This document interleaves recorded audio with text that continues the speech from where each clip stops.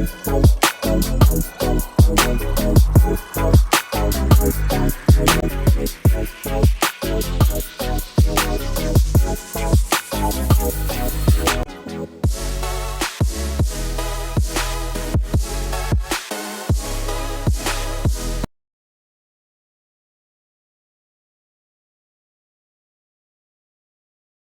Guys, welcome back to my YouTube channel. ಹೇಗಿದ್ದೀರಾ ಎಲ್ಲರೂ? ಚೆನ್ನಾಗಿದ್ದೀರಾ ಅಂತ ಭಾವಿಸ್ತೀನಿ. ಇವತ್ತು ನಾನು ನಿಮಗೆ ಸಿಂಪಲ್ಲಾಗಿ ಹೀರೆಕಾಯಿಂದ ಪಲ್ಯ ಹೇಗೆ ಮಾಡೋದು ಅಂತ ತೋರಿಸ್ಕೊಡ್ತೀನಿ ಬನ್ನಿ.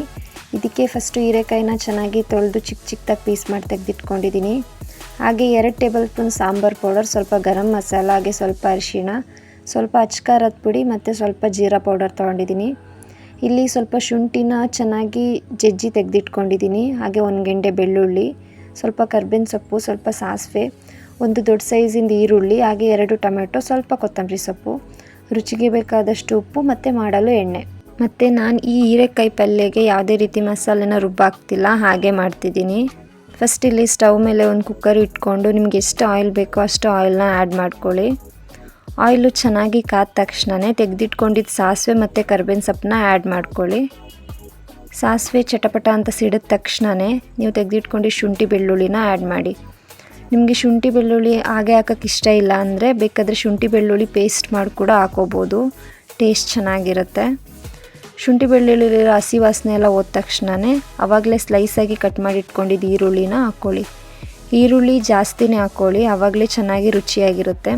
ಯಾಕಂದರೆ ಇದಕ್ಕೆ ಮಸಾಲೆನೂ ರುಬ್ಬ ಹಾಕೋದಿಲ್ವಲ್ಲ, ಈರುಳ್ಳಿ ಟೊಮೊಟೊ ಜಾಸ್ತಿ ಆಗಿದ್ರೇ ಪಲ್ಯ ತುಂಬ ಚೆನ್ನಾಗಿರೋದು. ಈರುಳ್ಳಿ ಚೆನ್ನಾಗಿ ಫ್ರೈ ಆದ ತಕ್ಷಣವೇ ಆವಾಗಲೇ ತೆಗೆದಿಟ್ಕೊಂಡಿದ್ದು ಟೊಮೊಟೊನ ಆ್ಯಡ್ ಮಾಡ್ಕೊಳ್ಳಿ. ಅಕಸ್ಮಾತ್ ಮನೇಲೇನಾದರೂ ಕರೆಂಟ್ ಇಲ್ಲ ಅನ್ನೋದಾದರೆ ಖಾರ ರುಬ್ಬದಲ್ಲೇ ಈ ಥರ ಸಿಂಪಲ್ಲಾಗಿ ಪಲ್ಯ ಮಾಡಿಕೊಟ್ರೆ ಮನೇಲಿರೋರಿಗೂ ಇಷ್ಟ ಆಗುತ್ತೆ, ಹಾಗೆ ಎಲ್ಲರೂ ಇಷ್ಟಪಟ್ಟು ತಿಂತಾರೆ. ಟೊಮೊಟೊನ ಚೆನ್ನಾಗಿ ಫ್ರೈ ಮಾಡ್ಕೊಳ್ಳಿ, ಅದರಲ್ಲಿರೋ ಹಸಿ ಸ್ಮೆಲ್ಲೆಲ್ಲ ಹೋಗಬೇಕು. ಹಾಗೆ ಸೈಡಲ್ಲಿ ಹಂಗೆ ಆಯಿಲ್ ಬಿಟ್ಕೋಬೇಕು. ಟೊಮೊಟೊ ಫ್ರೈ ಆದ ತಕ್ಷಣವೇ ತೆಗೆದಿಟ್ಕೊಂಡಿದ್ದು ಹೀರೆಕಾಯಿನ ಮಿಕ್ಸ್ ಮಾಡ್ಕೊಳ್ಳಿ. ಇದಕ್ಕೂ ಮುಂಚೆ ನನ್ನ ಚಾನಲಲ್ಲಿ ಹೀರೆಕಾಯಿ ಸಿಪ್ಪೆಯಲ್ಲಿ ಚಟ್ನಿ ಹೇಗೆ ಮಾಡೋದು ಅಂತ ಅಪ್ಲೋಡ್ ಮಾಡಿದ್ದೀನಿ.